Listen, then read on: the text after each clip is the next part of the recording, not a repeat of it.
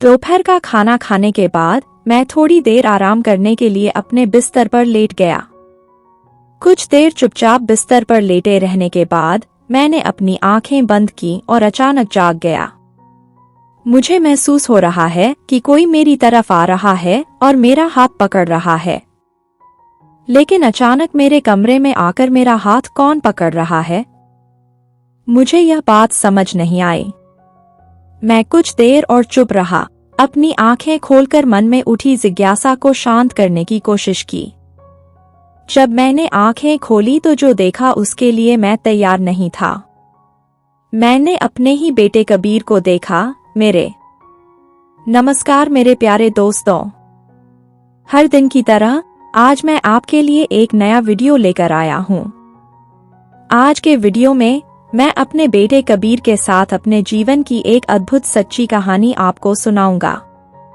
मैं पूरे यकीन के साथ कह सकता हूं कि आज का वीडियो देखने के बाद आपकी आंखों में भी आंसू आ जाएंगे।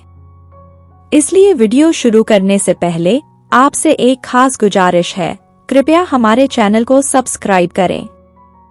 अगर आप लोग मेरा साथ देंगे तो मैं रोजाना ऐसी कहानियां लेकर आऊंगा। इसलिए कृपया हमारे चैनल को सब्सक्राइब करें। तो चलिए हमेशा की तरह शुरुआत से शुरू करते हैं। मैं सोनालिका रॉय हूं। मेरी उम्र 38 वर्ष है। मैं विवाहित हूं और एक बेटे की मां हूं। मेरे बेटे का नाम कबीर है। मेरा बेटा कबीर 22 वर्ष का है।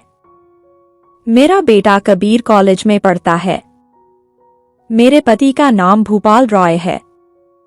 मेरे पति भूपाल रॉय पेशे से व्यवसायी हैं। मेरे पति भूपाल रॉय विदेशों में कई तरह के व्यवसाय करते हैं। चूंकि मेरे पति भूपाल रॉय विदेशों में व्यापार करते हैं, इसलिए वह ज्यादातर समय भारत से बाहर रहते हैं। हालांकि मेरी शादी मेरे पति भूपाल रॉय से पारिवारिक व्यवस्था के तहत हुई थी, लेकिन मैं भूपाल को लंबे समय से जानती थी। मेरे पति भूपाल रॉय मुझसे बहुत प्यार करते थे और मैं भी भूपाल रॉय से बहुत प्यार करती थी। चूंकि हम दोनों एक दूसरे से प्यार करते थे, इसलिए हमारे परिवार ने हम दोनों की खुशी को ध्यान में रखते हुए हमारी शादी के बारे में बात करना शुरू कर दिया। फिर हमारी शादी हो गई। शादी के बाद मैं अपने पति के साथ भोपाल, राजस्थान चली गई। राजस्थान आने के बाद मैंने अपने परिवार को अपने तरीके से व्यवस्थित किया। भोपाल में मेरी शादी के लगभग 1 साल बाद मेरे बेटे कबीर का जन्म हुआ। कबीर के आने से मेरे जीवन में एक अजीब बदलाव आया। हालांकि इस बदलाव में मेरा भी योगदान है। मेरे पति भूपाल रॉय और मैं हमेशा से अपने बच्चे का उज्जवल भविष्य चाहते थे और अपने बेटे के लिए एक अच्छा भविष्य बनाने के लिए हमें बहुत पैसों की जरूरत थी। और यह पैसा कमाने के लिए मेरे पति भोपाल ने विदेश में कारोबार शुरू कर दिया। जैसे ही मेरे पति भोपाल ने कारोबार शुरू किया, मेरे और मेरे पति भोपाल के बीच कुछ दूरियां आ गईं। हमारे बीच चाहे कितनी भी दूरी क्यों न हो, अंततः मेरे पति भोपाल हमेशा मुझे ही महत्व देते हैं। इससे मुझे कुछ हद तक मन की शांति मिलती है। मैं अपने बेटे कबीर के साथ राजस्थान में एक घर में रहने लगी हूँ। मेरा बेटा कबीर मेरा बहुत ख्याल रखता है। वह मेरा बहुत सम्मान करता है और मुझे बहुत इज्जत देता है। मैं दिन भर घर के सारे काम करती हूँ और बाकी समय अपने बेटे कबीर की देखभाल करती हूँ। मेरी जिंदगी काफी अच्छी चल रही थी। आज भी हर दिन की तरह मेरा बेटा कबीर दोपहर में कॉलेज से घर लौटा। कबीर, मुझे लगता है कि तुम आज थके हुए लग रहे हो।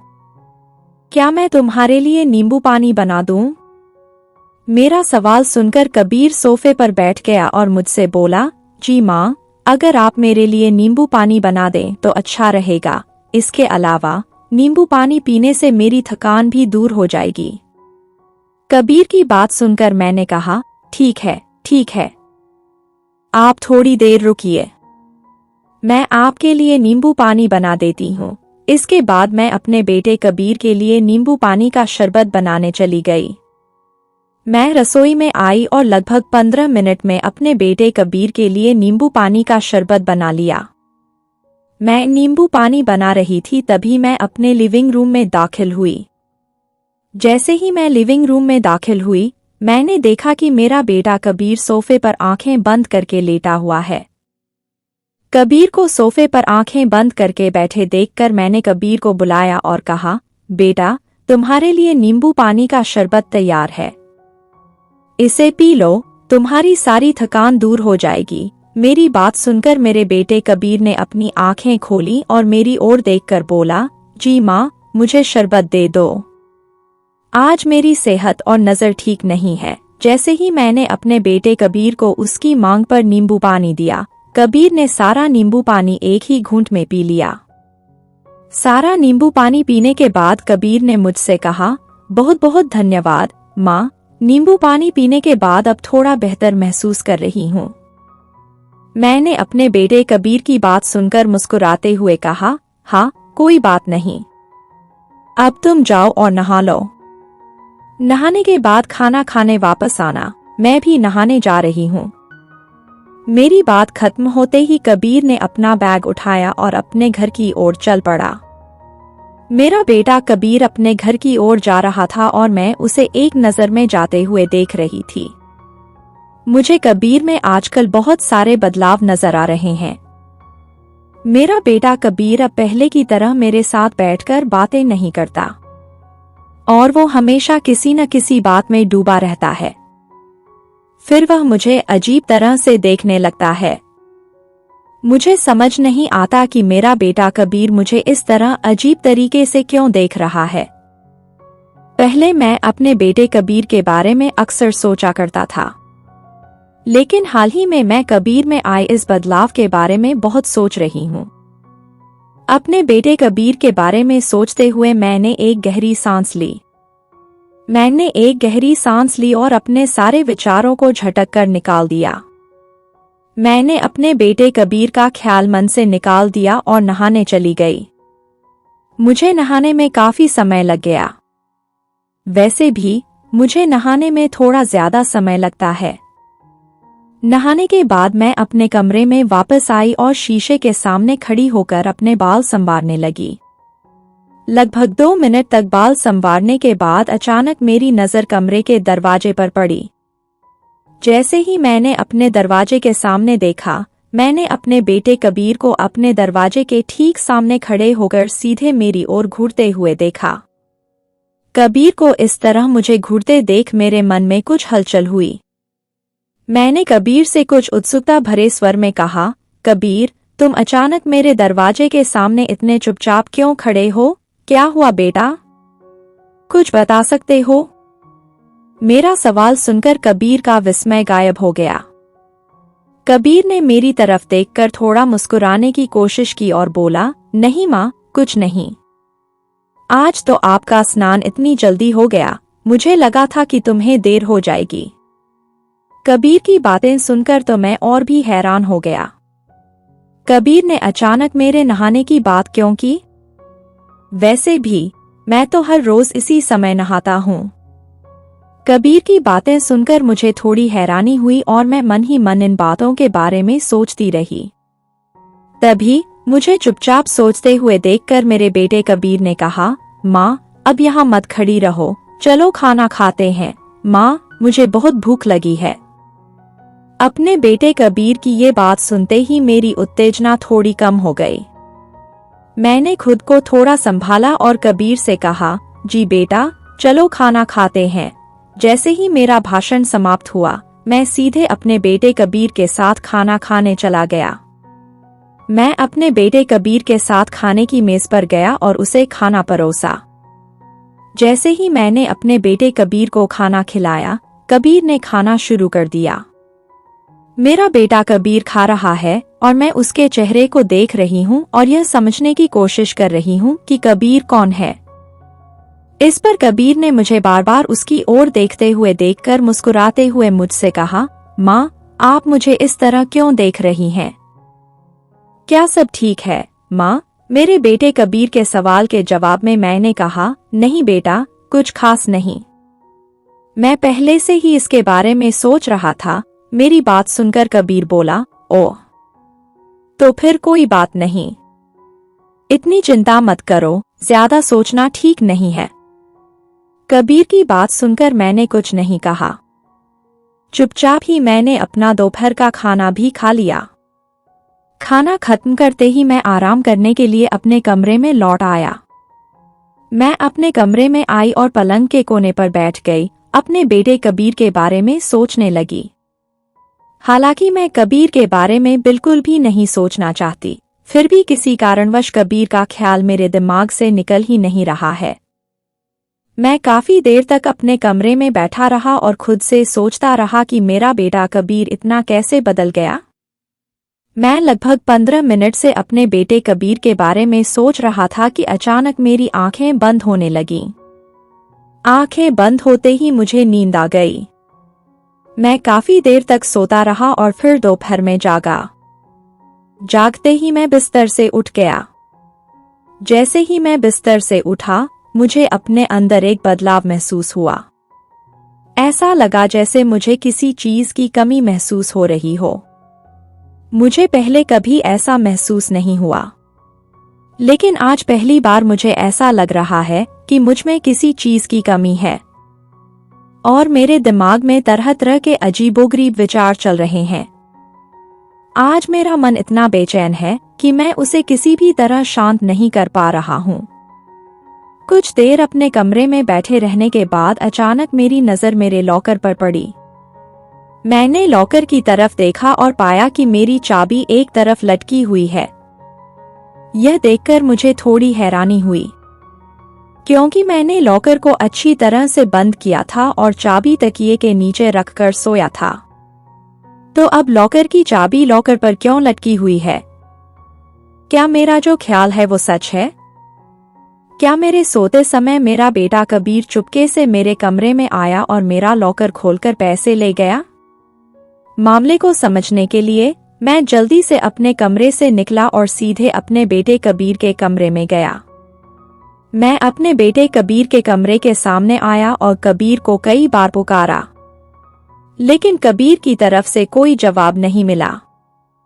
जब कबीर ने जवाब नहीं दिया तो मैंने उसके कमरे का दरवाजा खटखटाया और अंदर चली गई। अंदर जाते ही मैंने देखा कि कबीर अपने कमरे में नहीं था। अब मुझे सब कुछ स्पष्ट हो गया है। कबीर सचमुच मेरे घर आया और बिना मुझे बताए लॉकर से पैसे ले गया। मुझे कबीर का यह काम बिल्कुल पसंद नहीं आया। जब मैं अपने बेटे कबीर के कमरे से उदास होकर निकलने ही वाली थी, तभी अचानक मेरी नजर कबीर की स्टडी टेबल पर पड़ी। कबीर की स्टडी टेबल को देखते ही मैं एक दृश्य से चकित रह गई। मैंने कबीर की स्टडी टेबल पर एक लैपटॉप देखा। उस लैपटॉप पर मेरी कुछ तस्वीरें दिखाई दे रही थीं। कबीर के लैपटॉप पर अपनी तस्वीर देखकर मुझे थोड़ी हैरानी हुई। मैं अपने बेटे कबीर के लैपटॉप के पास गई, उसे ध्यान से देखा और अपनी तस्वीर देखकर मन ही मन मुस्कुराई। मेरा बेटा कबीर सचमुच एक शरारती लड़का है। वैसे क्या कोई अपने लैपटॉप में अपनी माँ की तस्वीर रखता है? मैं मुस्कुराई और अपने बेटे के कमरे से निकल गई। रात होते होते कबीर के घर लौटते ही मैंने कबीर को फोन करना शुरू कर दिया। मेरी आवाज सुनकर मेरा बेटा कबीर झटपट अपने कमरे से बाहर आया और मेरे सामने खड़ा हो गया। मेरे सामने आते ही मैंने अपने बेटे कबीर से कहा, कबीर खोका, क्या तुमने आज मेरे लॉकर से पैसे निकाले? मेरा सवाल सुनकर मेरे बेटे कबीर ने सिर झुकाकर हाँ में जवाब दिया।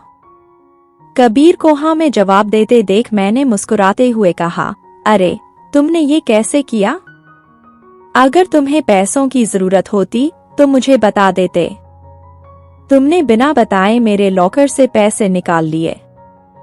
बताओ, क्या ये करना सही था? मेरे बोलते ही मेरे बेटे कबीर ने धीमी आवाज में कहा, माफ करना माँ, मुझे पैसों की बहुत जरूरत थी और क्योंकि आप भी सो रही थी इसलिए मैंने आपको दोबारा नहीं बुलाया। इसके बजाय मैंने लॉकर की चाबी से पैसे निकाल लिए। माफ करना माँ, ऐसी गलती दोबारा कभी नहीं होगी। मैंने कबीर की बात सुनकर उसके चेहरे की ओर देखा। उसके चेहरे पर गंदगी लगी हुई थी। कबीर के चेहरे के भाव देखकर मैं मुस्कुराया और बोला, अरे बच्चे, परेशान मत हो। मैंने तुमसे पहले ही पूछ लिया है। मेरे पास आओ। आज मैं तुमसे बहुत बातें करूंगा। यह कहकर मैं अपने बेटे कबीर को अपने कमरे में ले गया। मैं अपने बेटे कबीर को अपने कमरे में ले गया और कबीर के साथ बैठकर काफी देर तक बातें करता रहा। कबीर से बात करके मुझे अच्छा लगा। मैंने अपने बेटे कबीर से बात की और खाना खाने के बाद सोने चली गई। लेकिन पता नहीं क्यों आज रात मुझे बिल्कुल नींद नहीं आई। अगले दिन दोपहर को मैंने घर के सारे काम निपटाए, दोपहर का खाना खाया, अपने कमरे में वापस आई और सोने की कोशिश की। खाना खाने के बाद मैं थोड़ा आराम करने के लिए बिस्तर पर लेट गई। कुछ देर तक बिस्तर पर आंखें बंद करके लेटे रहने के बाद मैं अचानक जाग गया। मुझे महसूस हुआ कि कोई मेरे पास आ रहा है और मेरा हाथ पकड़ रहा है। लेकिन अचानक मेरे कमरे में कौन आ रहा है और मेरा हाथ पकड़ रहा है, मुझे कुछ समझ नहीं आ रहा। मैं कुछ देर और चुप रही और फिर अपनी आंखें खोली ताकि मन में उठ रही जिज्ञासा को शांत कर सकूं। जब मैंने आंखें खोली तो जो देखा उसके लिए मैं तैयार नहीं थी। मैंने अपने बेटे कबीर को अपने ठीक बगल में बैठे देखा। कबीर को अपने बगल में इस तरह बैठे देखकर मैं अचंभित हो गया। मैं आश्चर्यचकित होकर अपने बेटे कबीर से बोला, कबीर बेटा, तुम इस समय मेरे कमरे में हो, क्या तुम फिर से लॉकर से पैसे निकालने आए हो? मेरा सवाल सुनकर मेरे बेटे कबीर खान ने अजीब सी मुस्कान के साथ कहा, नहीं माँ, मैं आज आपसे मिलने आया हूँ। कबीर की बात सुनकर मैं हंस पड़ी। फिर और क्या? मैं अपने बेटे कबीर से लगातार बातें करती रही। अगर सच में मेरा कबीर जैसा बेटा होता तो मुझे किसी और बात की चिंता ही नहीं करनी पड़ती। मेरा बेटा कबीर मेरा अच्छे से ख्याल रख सकता है। कबीर जैसा बेटा पाकर मैं सचमुच बहुत खुश हूँ।